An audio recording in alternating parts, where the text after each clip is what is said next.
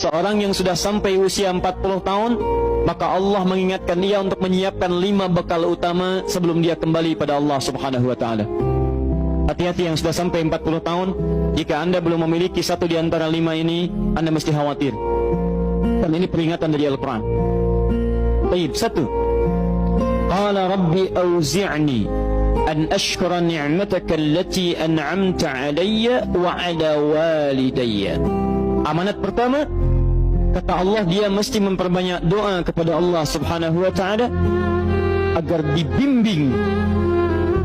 Banyak doa agar dibimbing mensyukuri nikmat hidup, plus bisa meningkatkan bakti pada orang tua. 1. Rabbi auzi'ni an ashkura ni'mataka allati an'amta alayya wa ala walidayya. Perhatikan baik-baik.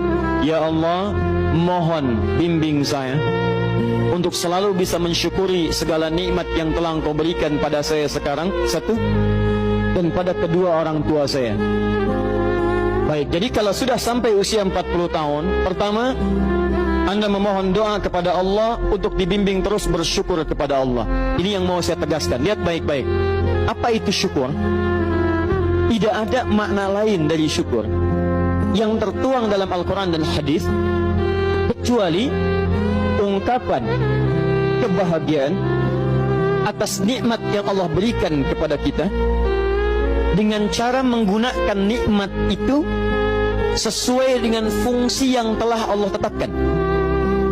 Misal, kita akan bersyukur dengan nikmat penglihatan mata. Anda diberikan 40 tahun dalam hidup, mata masih bisa melihat. Bagaimana mensyukuri nikmat mata? Kalau Anda ingin syukuri nikmat mata, maka yang paling singkat, gunakan nikmat mata ini sesuai dengan peruntukan yang telah Allah tetapkan. Fungsi yang telah Allah tetapkan. Apa fungsi mata? Masih ingat? Melihat yang baik-baik. Quran surah ke-24 ayat 30 untuk laki-laki, ayat 31 untuk perempuan. Qul lil mu'minina yaghuddu min absarihim. Katakan pada pria-pria yang merasa punya iman. Dengan iman itu dia yakin dengan akhirat. Wabil akhirati hum yuqinun. Karena yakin dengan akhirat dia sadar akan pulang dan dia tahu nikmat matanya akan ditanya oleh Allah Subhanahu wa taala. Katakan pada pria-pria yang yakin bahwa matanya akan ditanya oleh Allah. Quran surah ke-17 ayat 36. Inna sam'a wal basara wal fuada kullu ulaika kana anhu mas'ula. Setiap pendengaran Anda, penglihatan Anda, plus apa yang Anda fikirkan, satu saat akan ditanya, dipertanggungjawabkan di hadapan Allah Subhanahu wa taala. Karena itu kata Allah, katakan pada orang-orang yang yakin dengan itu semua, ghuddu min absarihim, matanya hanya boleh melihat yang baik-baik saja. Yang tidak baik palingkan. Ibu juga sama, ayat 31-nya. Wa kullil mu'minati yaghdudna min absarihinna. Katakan pada perempuan yang merasa yakin dengan Allah, yakin akan pulang, yakin akan ditanya, matanya hanya boleh melihat yang baik-baik saja menurut Allah. Yang tidak baik palingkan. Di ghaddul basar itu bukan nggak boleh lihat, Pak.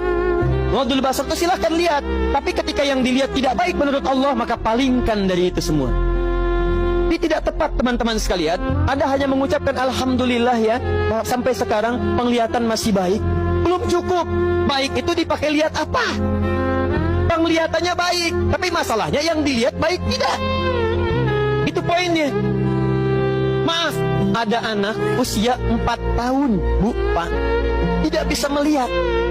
Dalam tidak bisa melihatnya, dia masih mau menghafal Al-Quran. Namanya Mu'af. Tinggalnya di Asyut, adanya di Kaira, negaranya Mesir. Matanya nggak bisa lihat, tapi dia sampaikan pada bapaknya, Pak, saya ingin menghafal Quran. Saya ingin menghafal Quran. Kata bapaknya, kamu yakin? Saya yakin. Baik, keluarga sederhana, punya cuman motor yang sangat luar biasa tidak bagusnya. Dimodifikasi dashboardnya, menempuh jarak kisaran 20 km. Datang pada syekhnya, bapaknya kemudian membonceng, muadnya di belakang. Teman-teman sekalian, setiap berangkat datang pada syekh, dapat hafalan baru, bapaknya tulis ayatnya, disimpan di dashboardnya. Di jalan lihat ke sini, lihat ke jalan, lihat ke sini, lihat ke jalan. Mu'adz bacakan ayatnya, bapaknya mendengarnya. Secara singkat, tiba-tiba setelah itu fasenya berakhir, jadilah anak ini hafal Quran. Yang ngantar belum hafal Quran, yang diantar nggak bisa lihat hafal Quran. Saking mudahnya Al-Quran, yang nggak bisa lihat bisa hafal Quran. tapi bapaknya dapat pahala dari transferan anaknya. Perhatikan baik-baik. Begitu dibacakan Qurannya, bagus makhrajnya, viral kisahnya. Begitu viral di Timur Tengah, datang reporter mewawancara. Pertanyaan pertama, kalau adinda diperkenankan oleh Allah untuk bermohon saat ini, apa yang mau dimohonkan kepada Allah? Reporter ini mengira dia akan meminta doa seperti ibunda Imam Al-Bukhari bermohon kepada Allah supaya Al-Bukhari disembuhkan dari butanya. Bu, Pak, Imam Al-Bukhari itu dulu buta. Butanya permanen. Dilahir 2 tahun ayahnya meninggal, 4 tahun buta permanen. Nanti ada satu kejadian di situ, yang dengan kejadian itu ibunya berdoa kepada Allah, anaknya menghafal Quran sampai di surat Qaf, ya, ayat ke-22. Anaknya murojaah ayat, ibunya memohon kepada Allah sambil menangis, sambil tertidur, sampai tertidur. Disitulah kemudian terjadi sesuatu yang luar biasa. Seketika Allah sembuhkan Al-Bukhari kecil, matanya bisa melihat kembali. Karena kajian kita bukan di sini, lain waktu nanti saya terangkan.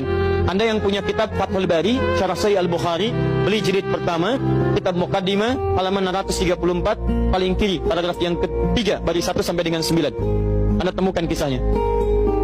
Nah, reporter ini mengira, ini Mu'adz akan minta kepada Allah seperti Al-Bukhari kecil memohon kepada Allah, matanya bisa melihat lagi. Ternyata lihat baik-baik. Kalau saya diperkenankan bermohon kepada Allah dan permohonan saya dikabulkan, maka pertama saya akan mohon kepada Allah untuk tetap membutakan mata saya sampai dengan kiamat. Ya Rabb, mohon butakan mata saya sampai kiamat, karena dengan buta mata ini saya bisa menghafal Quran. Saya takut ya Allah, kalau saya melihat lagi, mata saya melihat maksiat dan hilang Quran dari hafalan saya. Anda bisa bayangkan, anak kecil 4 tahun, mata nggak bisa lihat, digunakan menghafal Quran. Dan dia takut kalau melihat matanya dipakai maksiat. Antum dikasih 40 tahun.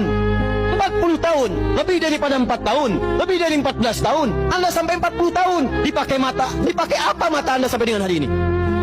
Berapa maksiat yang telah Anda kumpulkan dari mata Anda itu? Mungkin wajar, jangankan hafal, baca masih sulit, lihat mushaf masih enggan, membaca masih susah. Kalau Anda sulit berhadapan dengan Al-Quran dalam pandangan Anda, tanyakan pada diri Anda, dipakai maksiat apa mata ini selama ini?